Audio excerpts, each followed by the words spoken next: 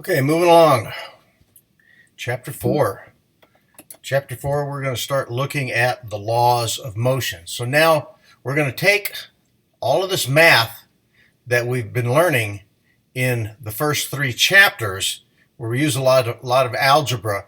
Now the math is going to change just a little bit. We're still going to have some applications of those things that we've learned, but you're going to see the math is going to change a little bit because we're going to start using more vector relationships.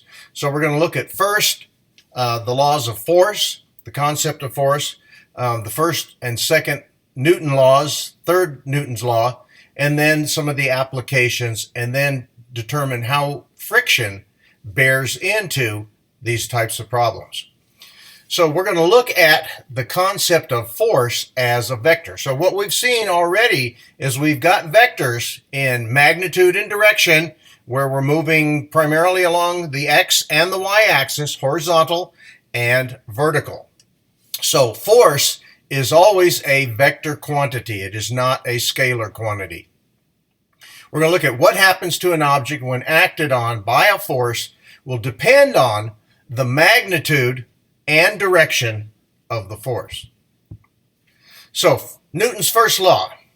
Newton's first law of motion states an object at rest remains at rest, and an object in motion continues in motion with a constant velocity, that is, constant speed in a straight line, unless it experiences a net external force. So you may have seen this definition before, so we're going to start applying it and thinking about it in terms of those concepts of force with the law of motion, okay? So when the net external force of an object is 0, its acceleration is 0. So we haven't included it in here exactly, but when we talk about the net external force, we're talking about all of the forces in the x direction, all of the forces in the y direction, summing together. We're going to use that little summation sign, the Greek letter sigma, and we're saying that we're going to sum all the net forces F, and if the net force equals 0, by definition, the acceleration also has to be 0. And this is typically a left-right or a horizontal problem. This is where we're going to apply acceleration. That's not to say we are not going to use problems where in the up-down, in the vertical, where we throw an object, we get some acceleration. But primarily, we've got acceleration 0 in the x-axis. So we have to decide, we have to define mass and inertia. Okay? The tendency of an object to resist an attempt to change its motion is called its inertia on the object. Okay, think about the last time you went to move a heavy object, a refrigerator, or a gun safe, or a heavy boulder.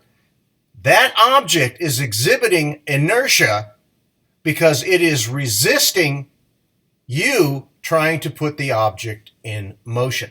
Once you get it into motion, that's a different type of inertia, okay? So the inertia is really based upon its mass. Mass is the measurement of inertia, and the SI unit of mass is the kilogram. So it just makes sense. The more mass we've got, the more inertia we're going to have, because that object is going to try to resist any attempt to change its motion, okay? i.e. sitting static. The greater the mass of an object, of a body, the less it accelerates under the action of the applied force. So, big heavy object, less acceleration. Mass is a scalar quantity that obeys the rules of ordinary arithmetic. Okay, we always think of mass as weight. Mass and weight are not the same thing. Mass is a component of weight. Okay? So in the future, as we're going through this, you think of gravity. Gravity gives mass weight, okay? So we're going to find out later what product do we have to make mass into weight. Newton's second law then says the acceleration of an object is directly proportional to the net force acting on it, and it's inversely proportional to its mass. So we've got this up-down relationship. The acceleration of an object is directly proportional to the net force acting on it and inversely proportional to its mass, okay? So the more mass, the more it's going to resist, okay? And the less acceleration you're going to get. The acceleration of an object is directly proportional to the net force acting on it. The acceleration of an object then is inversely proportional to its mass. So mathematically, we've got the summation then of the forces. Force then equals mass times acceleration. And whenever you see that summation in front of the F, that means in all directions, up, down, left, right. If you're in three space, on the z-axis. So the summation F is the vector sum of all external forces acting on the object. So we're going to start seeing, how do we handle that? Well, we're going to handle it by collecting all of the X force terms and all of the Y force terms and add them together and try to come up with some magnitude and angle related to the summation of the forces. So formed by the three component equations, the summation of all the forces in the X direction is equal to the mass times the acceleration in the X direction. Same thing applies in the Y direction. And if we happen upon a problem that has a three-space Z direction, we have the same relationship. So units of force and mass. So we've seen so far displacement, X, meters, velocity, meters per second, acceleration, meters per second squared. Now we need to determine and define what is a unit of force and mass. So we rely on the unit of force named, the SI unit of force named the Newton. Define that as the force that when acting on 1 kilogram of mass produces an acceleration of 1 meter per second squared. So by definition, little 3 lines there, 1 Newton is defined as 1 kilogram meter per second squared. The thing that you need to be keeping aware of is that although you may use Newtons in your problems, you also have this decomposed form of the Newton. And it has a kilogram, it has a meter in the numerator, and it has 2 second terms in the denominator. And this is where you need to understand this so you can do your conversions and factoring.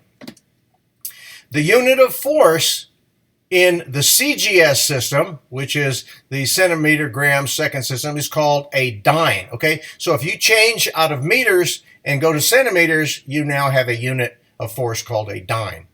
And it's defined as the force that when acting on 1 gram of mass produces an acceleration of 1 centimeter per second squared. Okay, so 1 gram of mass. Okay, go back.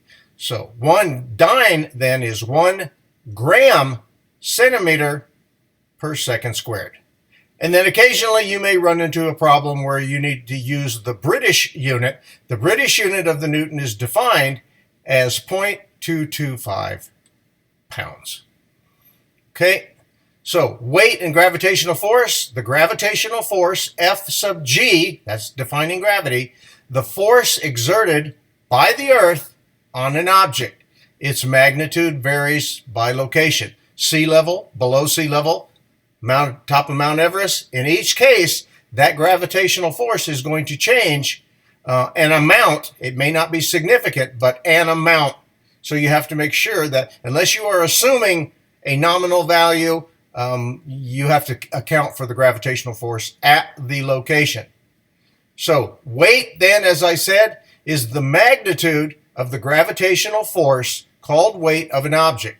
Weight then is a product, mass times gravity. So this is where when I said before, gravity is by definition weight, mass, and grams. Okay, gravity gives mass weight.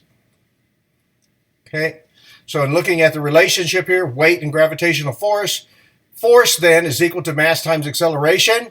Force of gravity is mass times the acceleration of gravity. Okay, so therefore in this case, in the up-down direction, in the y-axis, acceleration is equal to g. So it helps us to keep track in our problem, which acceleration are we talking about. Think about a gun fired straight in the air, a bullet fired straight in the air. There's an acceleration associated with the muzzle velocity and the acceleration of the bullet coming out of the chamber, but it is being acted on by gravity all the way up to the top where it stops.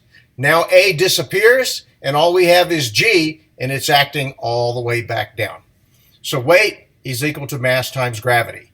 If an object has a mass of 70 kilograms, then its weight at a location where we define the gravity at that location, 9.8 meters per second squared, then W is equal to mg, which is 686 newtons, or 686 kilograms per meter squared, okay? And you will be swapping back and forth between newtons and mg in your problems. Okay, so let's stop there and come back to Newton's third law.